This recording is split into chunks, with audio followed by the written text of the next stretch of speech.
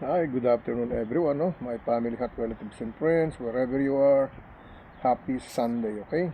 It's the holy 2026, the holy 6 months of the year, June 7, okay? June 7, okay? So yesterday po, nakapag-share tayo. Supposed to be, I don't have to share right now, no? I tried before, but I think it said it's gonna rain on the weather. But I said, I trust in the Lord, no? Kung ato'y medyo sa mababiglang panahon, hindi tayo gabayan ni Lord, but I know He will guide me and protect this work, no? For Him, not only for myself, but for all of us, okay? So, once again, no, good afternoon everyone, no? To my family, relatives and friends, wherever you are, in the top of the place of the circle of the earth, the peace of God, the holiness love of God, the unlimited love of God, no? The glory and mercy and grace and blessing of God be upon all of us, no? As His children, son and daughter, no? As a family in blood in Christ Jesus Christ. No? He was created by like Him to be like Him, okay? Son and daughters, okay?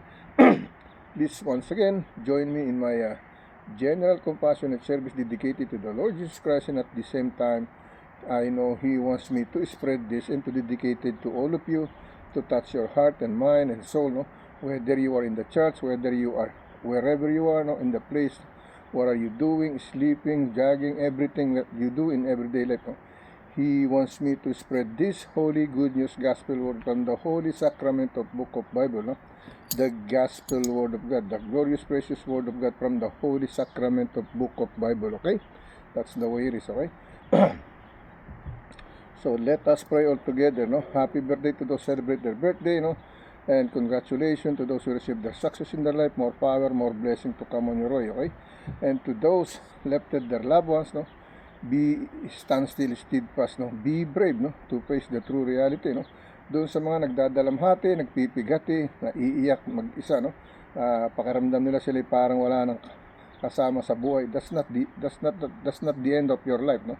Everybody gonna feel that way, no? Because when Jesus Christ, when He suffered on the cross, He trying to save us, He cries a lot of time, okay?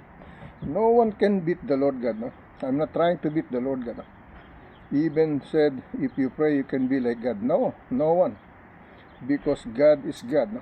No one can steal the power of God. No one can steal the knowledge of God. No one can steal everything to God, no? We can have some, but we cannot have it all, no? Remember that, no? Hindi natin kayang sakupin lahat ang kanyang kapangyarihan, okay? Because if we're gonna be like Him, we're gonna be greedy. Because we are not God. We are only human being. We are human flesh, no? Same what happened to the other people, no? When they have something in their hand, in their mind, in their heart, he become greedy, no? That's the way it is. The evil is tempted to do something bad to his life, no? That's the way it happens, no? So we cannot steal the love of God, but we can live like Him, walk with Him, take our cross and follow Him. That's the way it is, no? We cannot over with Him. It says very clear, no? Walk with Him, no? Live like Him, take our cross and follow Him. Where? In the right path, the right destiny, in the way, the truth, and the life, just to be there in the kingdom paradise of heaven. But He never said, walk over me, no? Not you're gonna be like Satan's, no? He trying to steal everything. When he trying to walk with God, he wants to be more than God. So don't expect that we are gonna be like more than God. No? We can live like Him, walk with Him, take our cross and follow Him, no? But we cannot be better than Him, okay? Just remember that, no? That is the reality of life. Oh? We can have maybe 10 power or 4 or maybe more, unless he wants you to be like, really like Him, okay? But still, we are only human beings. We are sinners, okay? So I want you to remember that, no? Not because a pastor, priest, preacher, president, etc., doctor, engineer, no, etc. You cannot have all the power of God, okay? But we can live like Him, to love one another, to forgive one another, no?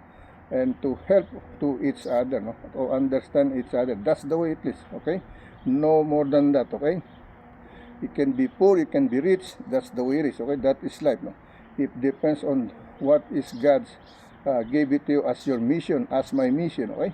I told you I'm not going to be like this before, but He made me to be like this, okay? That's why you see me here every day, no?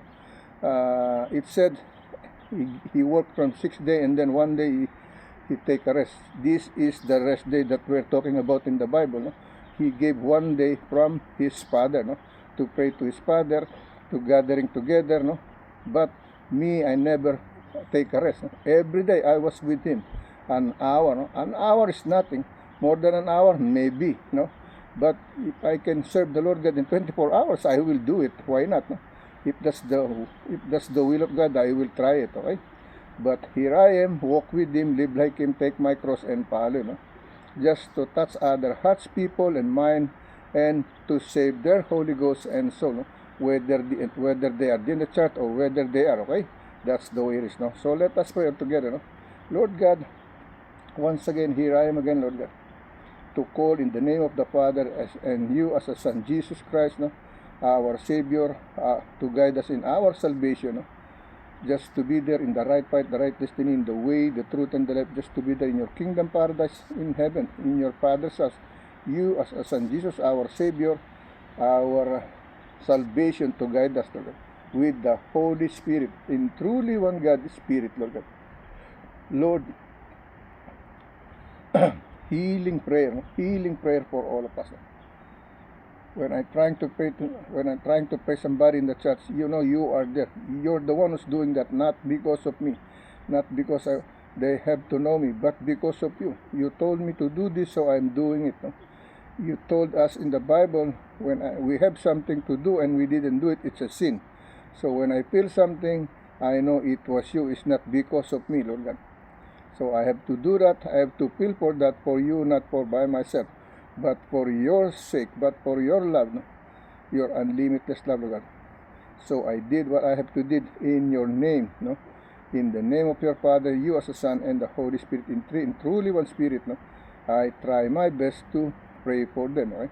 And as of now, in this service, no, I'm trying to pray to each and every one of us, whoever they are, wherever they are, no? What kind of nationality they are, what kind of religion, what kind of citizen, whether they are good or bad, from president to the lower civilian person, from rich to the poor.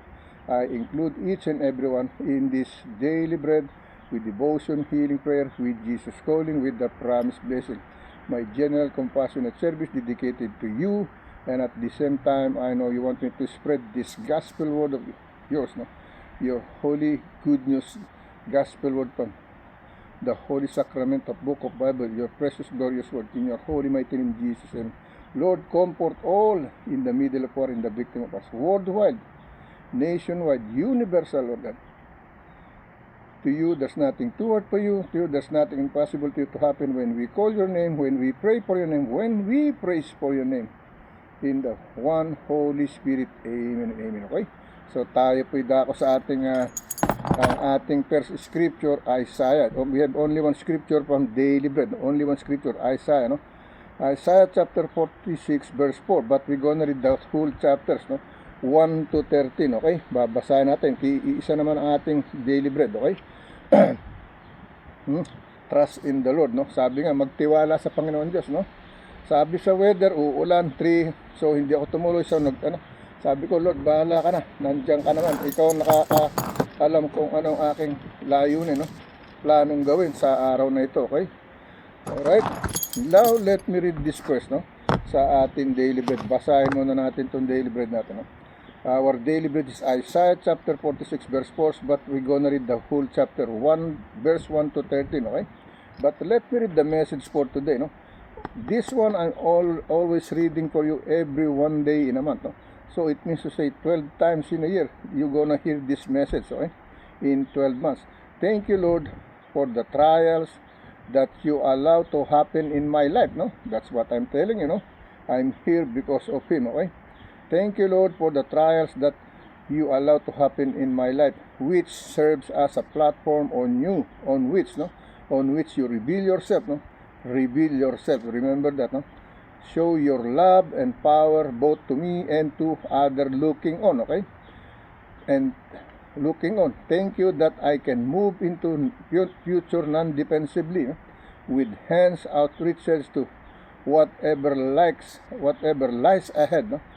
For you hold the future, and you will always be with me, even to my old age, no? And through all eternity. Old age, it's my white hair, no? That is old age, no? That's what they call old age, okay? That is our crown, the white heads, no? Before I dye my hair, but now I said no. When I found the Bible, when I learned about the Bible, I said, why should I dye my hair? Why should I make a nose? Why should I make a nose slip? Why should I make face slip? What do I have to do in my face, on my body, just to make them make him good, no? But my heart is not with him. My heart is not serving with him. That is nonsense. That is nothing, okay? That is only from outside, not the inside, no? When you have a friends, you have to look the inside, not the outside, okay? Outside is only from outside. It's beautiful, handsome, it doesn't matter. Look good, no? But the important thing is the inside of a person, okay? That's the way it is, okay? Now let me read for the second time, no? Thank you, Lord, for the trials that you allow me to happen in my life, which serves as a platform on which you reveal yourself, no? Show your love and power both to me and to others looking on, no? Thank you that I can move into the future non-defensively with hands outreached to whatever lies ahead, no? For you hold the future, and you always be with me, even to my old age and through all eternity, okay? Ako, makakasama ko na siya hanggang sa pagpikit ko, hanggang sa kabilang buhay na to, okay? Kasi natuklasan ko na talaga yung totoong sinasabing kaligtasan, no? Hindi sa anting. Tapos pag tinalaban, magagalit kayo, magtatampo kayo kasi hindi nadala yung anting. That's a lie, no? The believing on the other side, no? The evil side, like holding amulet, cross, etc. The idolatry, that they call idolatry. Hindi nakaririnig, hindi nakakita, hindi nagsasalita, hindi nagalaw, no? At walang hininga, okay? Yan yung mga Diyos-Diyosang pinaniwalaan ko na ang pag-asa ko iligtas ako. But somebody make it happen to make it believe that this is from God, no? But God doesn't like this idolatry, no? Ayaw niya ng ginto, pilak, tanso, bakal, tanso, no? Kahoy, bato. Ayaw niya. Ang gusto niya, sambahin natin sa Espiritu, okay? He wants us to pray from the Holy Spirit, not from the gold, silver, bronze, stone, steel, wood, no? He doesn't want us to pray for that, no? Because there is no life in there, no? They cannot save us, no? That's the way. Now, let me read in Tagalog version, no? Day 7, no? Ikapito na araw, no? In my language, Philippines, no? Salamat, Panginoon, sa mga pagsubok na pinahintulutan mong mangyari sa aking buhay, no? Na nagsisilbing plataporma kung saan ay iyong ibinunyag ang iyong sarili. Ipinakita ang iyong pagmamahal at kapangyarihan kapwa sa akin at sa iba pang tumitingin. Salamat na maaari akong lumapit sa anumang naghihintay sa hinaharap. Dahil hawak mo ang hinaharap at lagi mo akong kasama kahit hanggang sa aking pagtanda at sa buong kawalang hanggan, okay? Siya na ba, no? Yan sa Tagalog, okay? Gusto niyo basahin ko ulit sa ikalawang beses, no? Let me read for the second time. Day 7, ikapito na araw, no? Salamat, Panginoon, sa mga pagsubok na pinahintulutan mo mangyari sa aking buhay, no? Na nagsisilbing plataporma kung saan ay iyong ibinunyag ang iyong sarili, ipinakikita ang iyong pagmamahal at kapangyarihan kapwa sa akin at sa iba pang tumitingin, okay? Sa naghahanap, naniniwala, no? Tumitingin. Salamat na maaari akong lumapit sa anumang naghihintay sa hinaharap dahil hawak mo ang hinaharap at lagi mo akong kasama kahit hanggang sa aking pagtanda at sa buong kawalang hanggan, okay? Yan yung ating Isaiah chapter 46 verse 4, but we're gonna read the whole chapter, no? Verse 1 to 13, okay? Now let me read the message of Isaiah, no? Isaiah, no? Chapter 46, no? Bel bow it down, Nebo, no? Stop it, no?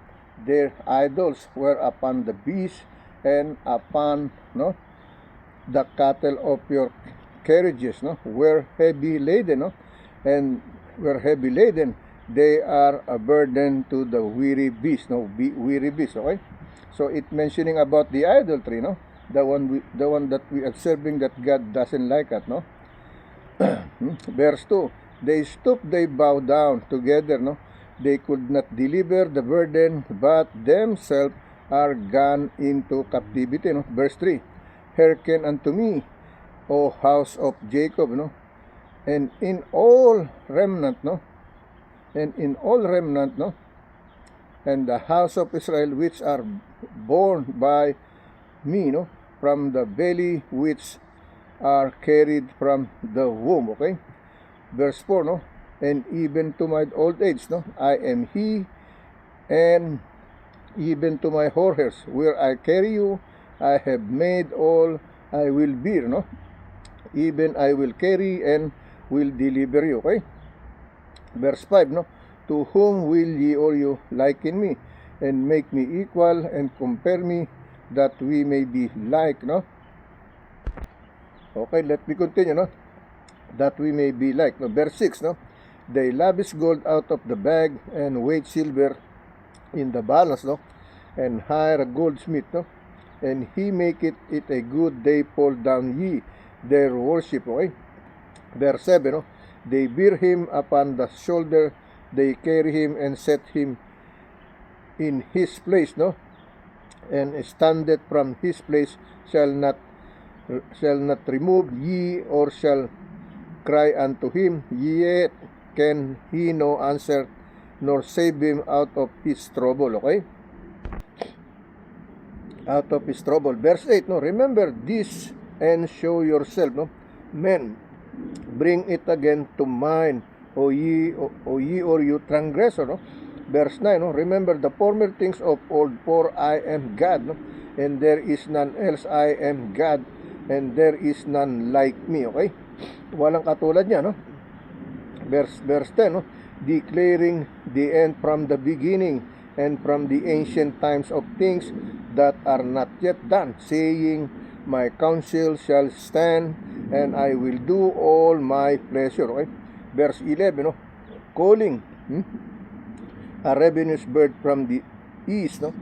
The man that executed my counsel from far country, yeah, no? I have spoken it, I will also bring it to pass, no? Okay, sabi rito, no? I will also bring it to pass, no? I have purposed it, I will also do it, no? Verse 12, hearken unto me, ye or you is stout-hearted, no? That are far from righteousness. Verse 13, last verse, I bring near my righteousness, it shall not be far off, no? And my salvation shall not tarry, and I will place salvation in Zion for Israel my glory, no? Yan ang sinasabi sa English, no? Basahin natin sa Tagalog version, no? Let me read in Tagalog version, my international language in my country, no? Isaiah, no? In English, Isaiah, no? In Tagalog, Isaiah. The only difference on the Isaiah word in English and Tagalog, in English, letter H, the last letter, no? In Tagalog, last letter is S, no? In Isaiah, last letter is H, it means to say heaven or hell, no? Two meanings, heaven or hell. In Tagalog, no? Salvation, no? Tagalog is sa English, letter is salvation, okay? Savior, or letter S, no? Isaiah, pahina 46, versikulo 1 hanggang 13, no? In Spanish, no? Isaiah kapitulo 46, versikulo 1 hanggang 13, o old one kapitulo, okay? Chapter, okay? Here is in Tagalog version, okay? Here is the title, you know? Pinaris ang idolo ng Babylonia at ng Panginoon ng Israel, oh. Pinagparis, they compare, no? The idolatry and the real God, no? Of Israel, okay? Excuse me, no? Pahina 41, versikulo 1 hanggang 13, no? Si Bel ay nagpapatira pa sa Nebo, ay yumuyukod, ang kanilang mga Diyos-Diyosan ay pasan sa ibabaw ng mga hayop at sa ibabaw ng mga baka, no? Ang mga bagay na inyong dala-dalang inililibot ay mabigat na pasan, no? Sa pagod na hayop, okay? Sa pagod na hayop, no?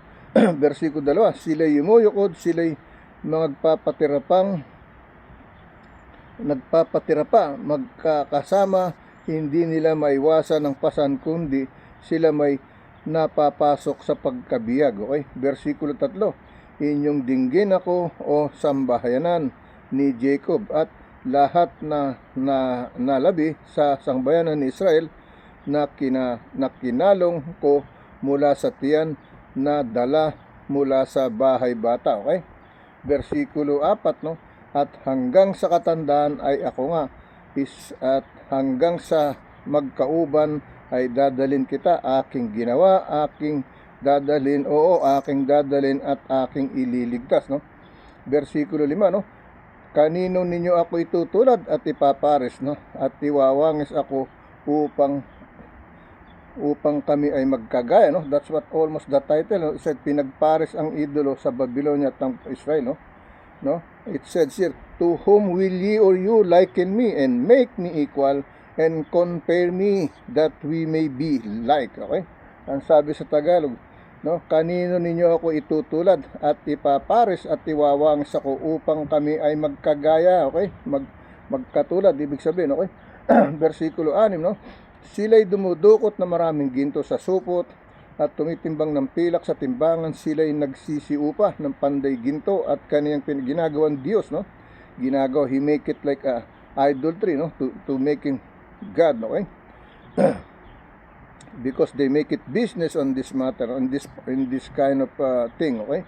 Ang sabi rito, sila'y dumudukot na maraming ginto sa supot at tumitimbang ng pilak sa timbangan at sila'y nagsisiupa ng panday ginto at kanyang ginagawang Diyos, no? Sila'y nagpapatripa, sila'y nagsisisamba, no? It happens to me that before in my Catholic life, no? But God, He bring me to the real Christianity life, okay? Versikulo 7, no? Pinapasan nila siya sa balikat, no? Idinadala nila siya at inilalagay siya sa kaniyang dako at siya'y nakatayo mula sa kaniyang dako ay hindi siya makikilos. May dadaing sa kaniya, gayon may hindi siya makasasagot o makapagliligtas man sa kaniya sa kaniyang kabagabagan. Okay? That what's happened to me many years, no? I've been in my church in Nazareno, Jesus Nazareth in Quiapo, no? Ilang taon po akong tumatakbo ron, nakatapak, no? Nakayapak, no? Pumapasan ng cross, pabalik at palabas at pabalik. Okay? Nangyari po sa atin yan, okay? Bilang pagmamahal natin sa Panginoon. Pero alam ng Panginoon na mahal ko siya, pero dinala pa rin niya ako dito sa tunay na kaligtasan ng aking buhay. Okay? Bago mahuli ang lahat. Okay? Versikulo 8, inyong alalahanin, no? Ang sabi sa versikulo 2, pinapasan nila siya sa balikat, dinadala nila siya at inilalagay siya sa kaniyang dako at siya'y nakatayo, no? Mula sa kaniyang dako ay hindi siya makakilos, no? Kasi nga walang malay, walang buhay, okay? Hindi nagsasalita, hindi nakakita, no? Hindi nakarinig, hindi humihinga at hindi gumagalaw. Yun ang sabi, no? Nakatayo mula sa kaniyang dako at hindi siya makakilos o may dadaing sa kaniya, gayon may hindi siya makasasagot o makapagliligtas man sa kaniya sa kaniyang kabagabagan, okay? Versikulo 8, inyong alalahanin nito at mga pakalalaki kayo, isa-isip ninyo uli o ninyong mga mananalansang. Versikulo 9, inyong alalahanin ang mga dating bagay na una, sapagkat ako'y Diyos at walang iba liban sa akin, no? Ako'y Diyos at walang gaya ko, no? Okay? Versikulo 10, no? Na nagpapayag ng wakas mula sa pasimula at mula ng mga unang panahon ng mga bagay na hindi pa nangyayari, na nagsasabi ang payo ko ay mananayo at gagawin ko ang aking buong kaligayahan. Okay? Versikulo 11, no? Na tumawag sa ibong magdadagit mula sa silangan, no? Ng taong gumagawa ng aking payo mula sa malayong lupain o aking sinalita, akin namang pagpapangyarihin, aking pinanukala, akin namang gagawin. Okay? Versikulo 12, inyong dinggin ako ninyong mga mapagmatigas na loob, no? Na malayo sa katuwiran. Okay? It says here, no? Hearken unto me, ye or you stout-hearted, no? that are far from righteousness. Okay? Inyong dinggin ako, ninyong may mapagmamatigas na loob, no, na malayo sa katuwiran. Okay? Versikulo 23, no? Excuse me.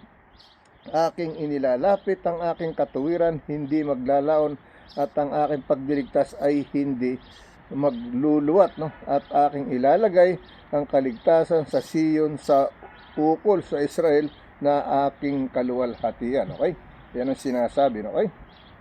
Now, let's go to the other scripture chapter and verse. Yan yung ating daily bread. No? We have only one daily bread, Isaiah chapter 46 verse 4, but we read the whole chapter, no? 1 to 13. Okay? Now, let's go to our Genesis. No? Genesis chapter 28 verse 15 to 19. No? You don't have Bible, you have cell phone, type it, no? Google it, no? Genesis chapter 28 verse 15 to 19, and you will see it, no? You can read it. No? 28 verse 15, no?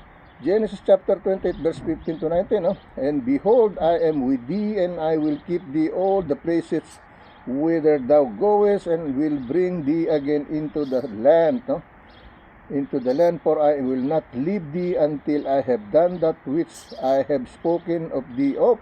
Verse 16, and Jacob awake out of his sleep, and he said, surely the Lord is in the place, no? And I knew it not. Okay, verse 17, no?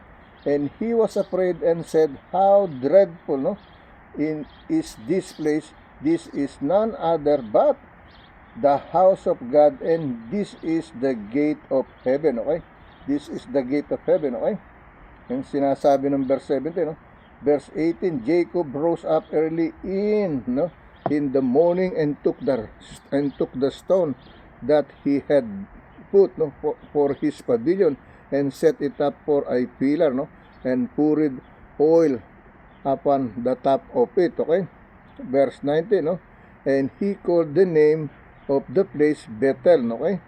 But the name of that city was called Luz at the first. No, that is the old name, Luz. No, the city's name is Luz. No, but they call him Bethel. No, all right. Here is in Tagalog version, no? Genesis 28, versikulo 15 hanggang 19. Okay? In Spanish, no? Genesis kapitulo 28, versikulo 15 hanggang 19. No? At narito, ako'y sumasa inyo, at iingatan kita saan ka man pumaroon, at pababalikin kita sa lupaing ito, sapagkat hindi kita iiwan hanggang hindi ko magawa ang sinalita ko sa iyo. Okay? Versikulo 16, no? At nagising si Jacob sa kanyang panaginip, at nagsabi, no? Tunay na ang Panginoon ay nasa dakong ito, at hindi ko nalalaman. Okay? Versikulo 17, at siya'y natakot, at kaniyang sinabi, kakilakilabot na dako ito. Ito'y hindi iba kundi bahay ng Diyos, at ito'y ang pintuan ng langit. Okay? It says, you know, and he was afraid and said, how dreadful is this place, no? This is none other but the house of God, no? And this is the gate of heaven. Okay? Yan na nasabi ni Jacob. Okay? Ang sabi rito, no? At sabi rito, no? Nagising si Jacob kanya sa panaginip, at nagsasabi, tunay ng Panginoon na nasa dakong ito, at hindi ko na lang. Versikulo 7, at siya'y natakot, at kaniyang sinabi, kakilakilabot na dako ito, no? Ito'y hindi iba kundi bahay ng Diyos, at ito ang pintuan ng langit, no? So he was there in the door of the heaven already when he said, trying to say that Jacob, no? Versikulo 18, verse 18, no? At sinabi ni Jacob, bumangong maaga ng kinaumagahan, no? At kumuha ng batong kaniyang inilagay sa ulanan, no? Niya, at kaniyang itinayo na pinakaalaala, at kaniyang binuhusan ng langis sa ibabaw, no? Versikulo 19, no? At ang ipinangalan niya sa dakong yaon ay Bethel, no? Dadapat ang pangalan ng bayan ng una ay Luz. Okay? Yun ang unang pangalan ng una. Okay? Now, let's go to the other scripture chapter and verse. Okay? let's go to Psalm, no? Psalm chapter 91 verse 2 to 6, no? Psalm chapter 91 verse 2 to 6, okay? Here is the message. I will say, no? Sama na natin yung 1 hanggang 6, okay? He that dwelleth in the secret place of the Most High shall abide under the shadow of Almighty, no? Verse 2, I will say that the Lord, He is my refuge and my fortress, my God, in Him will I trust, no?